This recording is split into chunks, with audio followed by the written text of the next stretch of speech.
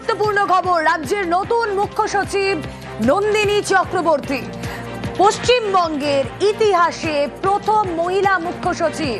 কথা বলবো, সোমরাজ বন্দ্যোপাধ্যায় রয়েছেন সঙ্গে। সোমরাজ, দেখো, রাজ্যের ইতিহাসেই প্রথম কোন মহিলা মুখ্য সচিবের পদে দায়িত্ব সামলাবেন নন্দিনী চক্রবর্তীকে রাজ্যের নয়া মুখ্য সচিব হিসেবে করা হলো। রাজ্যের কথা এবং তার জায়গায় নন্দিনী চক্রবর্তী মুখ্য সচিব হলেন। রাজ্যে মহিলা বাঙালি হিসাবে প্রথম নন্দিনী চক্রবর্তী মুখ্য সচিবের দায়িত্ব সামলাবেন এবং রাজ্যে এই প্রথম কোন মহিলা মুখ্য সচিব হলেন এবং বাঙালি মহিলা মুখ্য সচিব।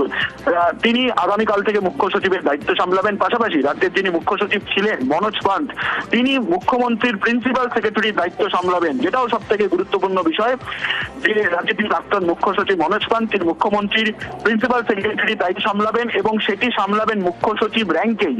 মুখ্য সচিব র্যাঙ্কেই মনোজ পান্ত, তিনি মুখ্যমন্ত্রী প্রিন্সিপাল সেক্রেটারির দায়িত্ব সামলাবেন। নন্দিনী চক্রবর্তীর হাতে যে দুটি দপ্তর ছিল, অর্থাৎ স্বরাষ্ট্র দপ্তর এবং পাশাপাশি পর্যটন দপ্তর।